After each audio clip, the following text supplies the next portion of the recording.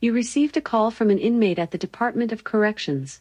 This call will be recorded and monitored. If you wish to block any future calls of this nature, dial 7 now. To accept this call, press 5 now. To decline this call, hang up. Well, Tamera King, I have to admit, I have not received a call from you yet. Yes, word of mouth, the best thing. Yep, definitely. I am your go-to person whenever there's an issue going on inside that prison.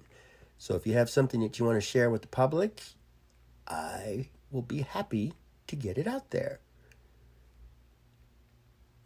Okay, whoa, slow down. Okay, so your chapel was converted to an isolation unit for COVID? Well, then where do you have your religious services? Oh, my goodness. I wonder about those guys. Freedom of religion, and they, oh, boy. Okay, and your friend tested negative for COVID, and her roommate tested positive, so they're sending them both to the chapel, the converted isolation. Oh, boy. Well, I could understand the concern that, she was next to a person who tested positive, and I still don't understand how it's getting in there. It must be the personnel from the outside, because your visitation is limited.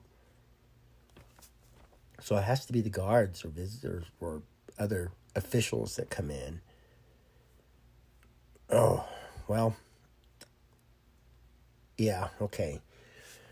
So you lost your chapel for isolation, and anybody living with somebody who tests positive will go down there.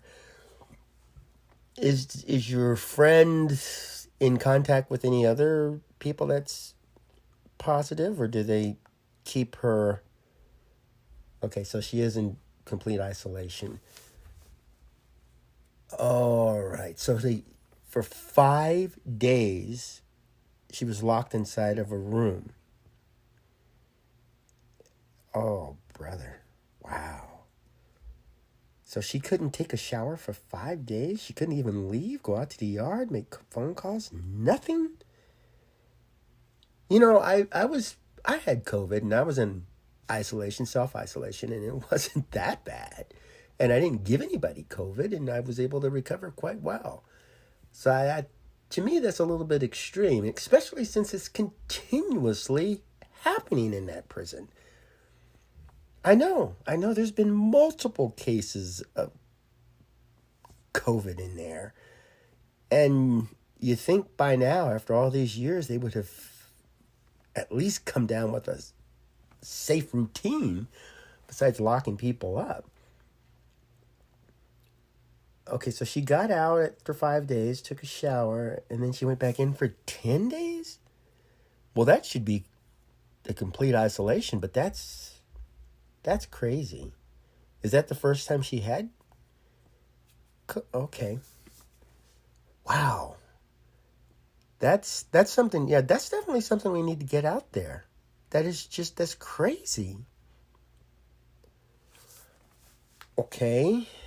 And, well, yeah, and that's a big concern of mine out here as well.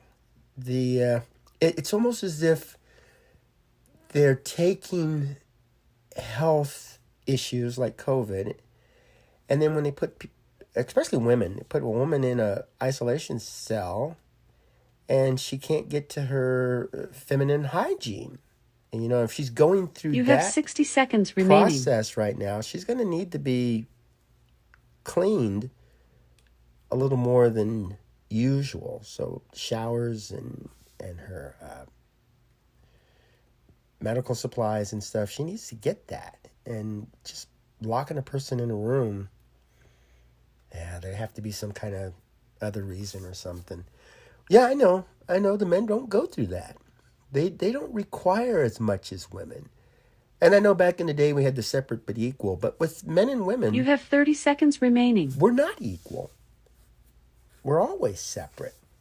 You guys have different needs than we do. Yeah, I know. Yeah, you have a whole unit dedicated to pregnant women and women who just gave birth. So that's a difference right there. But the fact that she's going to need to clean herself, especially get the blood and stuff away, and they're not allowing that, that's crazy. So we need to get that out there. Well, yes.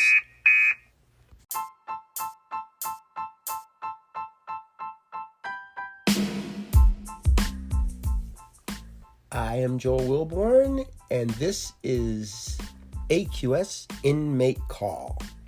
Thanks for tuning in.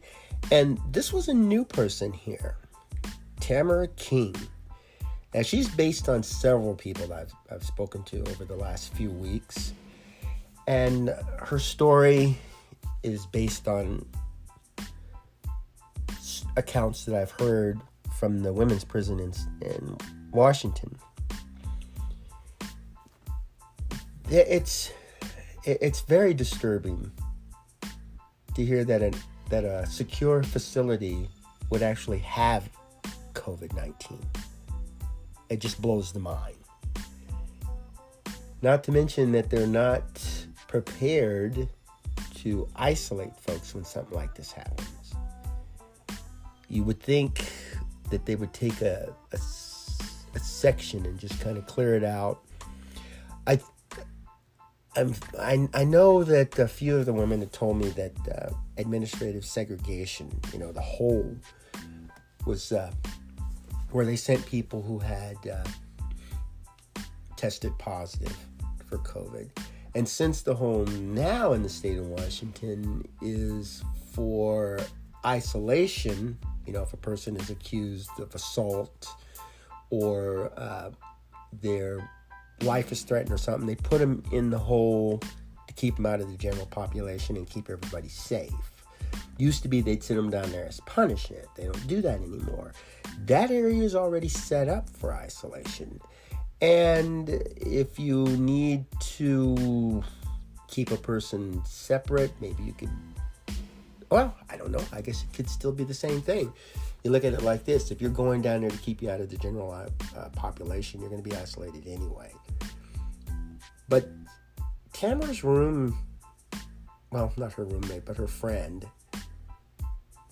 went down to a converted chapel for isolation. And she tested negative, but her roommate tested positive. So she needs to do not really a 2-week isolation, more of a 3-day. It's a smaller isolation just to make sure she doesn't pick up any symptoms or anything, and maybe test her after that. From what I hear, some of the tests, they said it took 3 weeks. People were tested, and then 3 weeks later, the results came back. Some were positive, some were negative. But you test somebody and then you wait 3 weeks and they're just running around out there in the population. That's not going to help. It doesn't show me that they really care about the safety and health of the people in that facility. And, her friend was in isolation for 5 days, just locked in there. It's almost like taking somebody, putting them in the bedroom and then locking the door and walking away. From what the girls are telling me, their food is delivered to them, medicine, and they're kept away from the population, which is what they should be. But my fiance, this is what this is based on. She said she tested negative and she had to go down to administrative segregation. And then she was retested and she tested positive, so they put her in isolation. So that's, and with her having cancer, getting COVID is not a good thing. She doesn't show any symptoms, and she sounded fine on the phone when she spoke to me. It's just that I kind of wonder, did she really test positive, or are they just saying that? It's very hard to trust the Department of Corrections, especially when everything involved with them is based on the Benjamins. This is just a money-making scam. And they're using loved ones, they're using incarcerated people, and they're even trying to feed the public a bunch of stuff that just doesn't make any sense. And to say that they have control over the COVID, and then when I talk to the folks, I get a different story. Tests are slow. They're overkilling on isolation. To be stuck in a room without being able to shower, because this is not like a hotel, they're not going to stick you in a room and give you your own toilet, your own shower, and your own sink and stuff. There's a good possibility it's just like a closet. They're just sitting in an area. And yeah, it's nice that they're getting their food and their medicine. It's just that, especially when women go through certain periods in their life, they're going to need some extra attention. And you can still put a person in isolation and let them shower and keep everybody safe. So to say you have to isolate people for 10 days without a chance to take a shower, without a chance to get out. Imagine being stuck in a room with no window and very limited resources, for 10 days straight. I don't know. It's just that, how's that supposed to help my fiance who has cancer? And her mental health isn't the best right now. She's got trauma in her life. She's got stress. She's got medical needs, and anxiety, or maybe she's just feeling depressed, and she would need interaction with folks. And that brings me back to the Securus incident, where they're charging all these high costs for emails and for phones.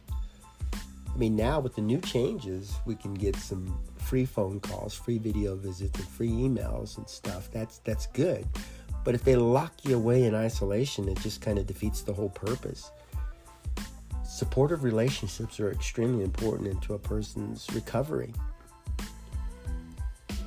And the more support people get from the outside, the more likely they are to succeed when they get out. These people aren't going to be locked in there forever. They're going to walk out and they'll be your neighbors. Not a lot of us know how many of our neighbors are ex-convicts. That's not something people just talk about. And we shouldn't be afraid to talk about that. I know when I was growing up, it was not a good thing to talk about sexual orientation. I guess we just assumed everybody was straight. And so the people who were attracted to the same sex had to stay hidden. And that's, when I think back on it, that's not good. That's not healthy. And now we're beginning to accept that, and it's beginning to become a part of our normal society, as it should be. And perhaps serving time, that's not a bad thing. If you commit a crime and you get sentenced and go to prison, that's what we want. And if you get out and you get a job and you buy a home, pay taxes, that's what we want. Especially not committing any more crimes.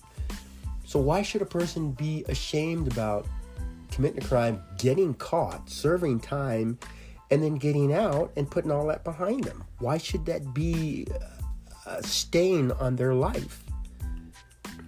So if a neighbor says, yes, I was in prison for 2 years, I served my time, that's nothing to be ashamed about. You make the mistake, and this is what you do about it. Like I like to tell folks, it's not the mistakes that we make, it's what we do about them. If we make a mistake and pass it off or ignore it or blame it on other people, then we're not going to grow. We're not going to become a better person. We have to make mistakes in order to learn, in order to grow, to become wiser.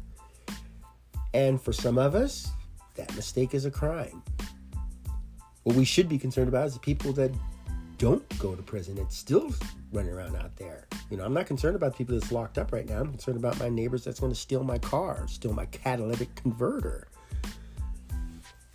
So while these people are locked away in this prison and they're being treated like, I guess that's maybe even a dog would be treated better than that. 5 days. Now, this is based on a real incident. 5 days without a shower, isolated in a room, and then getting out, getting a shower, and then staying back in there for 10 days. It's almost as if she was forgotten. And I don't feel comfortable with that. It's almost like we need to keep tabs on them, on these prison officials, because they'll get away with anything, because they don't have to answer any of our questions. They don't have to answer to anybody in the public eye, and they're given a lot of freedom, and we need to change that. There are rules, there are laws, and prison officials need to follow them. We shouldn't hear about women getting pregnant in prison. We shouldn't hear about guards being blackmailed because of certain activities between them, or prison officials and incarcerated people having a relationship and then planning an escape. Now, these are things that are surprising us. Like, how could this happen? It won't happen if the prison, which is technically a public facility, this wouldn't happen if we would at least show people what's going on in there. If you know what's going on at the prison down the road from you and you're happy with it, fine. But if there's something that comes out, some news that comes out, and you're not happy with it, we need to be able to do something about it. That's all I'm saying. And to put a person in there healthy and have them come out in a wheelchair or on some kind of respirator or something, we can't really expect these folks to get out, get a job, and get insurance and then be taken care of. We have to expect that extra cost. And everybody who pays taxes should know how their money is being spent in the prison facilities. And all these companies that are making money, the people that order food and supplies and phone calls, emails, we need to know how much profit that the prisons are making on this. I think a lot of people would be surprised at how poorly people are being treated and how their health is just being put on the back burner. And then hidden behind, we had a huge outbreak of COVID, and so we have to lock everybody down. I'm thinking it was done that way because there's a shortage of staff. And when people are locked in their cells and the staff can walk around freely without keeping an eye on everybody wandering around, it's easier on them. So it's like it's an excuse to keep minimum staff and to justify that you got everything under control. I'm just saying that. Well, if you want to hear the inmates discussing conditions within the prison, want to hear it from their mouth, their point of view, and listen to some of their suggestions, tune in to Oxyword on YouTube. Pick somebody. Communicate with these folks. If you learn what's going on from a person who's locked up in there and you tell your friends and family and your neighborhood about it, we can keep tabs on rehabilitation and ending crime. I don't think locking people up is going to solve all of our crime issues. I think working with the people that we do catch and having them get out and tell other people that there's other ways to do things without going to the extreme of committing crimes, I think that it's going to help us in the long run. So this is a win-win situation. So just get involved. Watch these videos, listen to this podcast, and talk about it. Let's put an end to crime, and we need to cut back on the prison population. And it starts with all of us. We can't just pass this off on somebody else. Well, thanks for tuning in, and hopefully you'll be able to get involved. If not, maybe you can talk to somebody who can. Just if we don't do anything, then nothing's ever going to change, and we're bound to be affected by this for the rest of our life. Go out, have yourself a beautiful day, and make wonderful memories for tomorrow.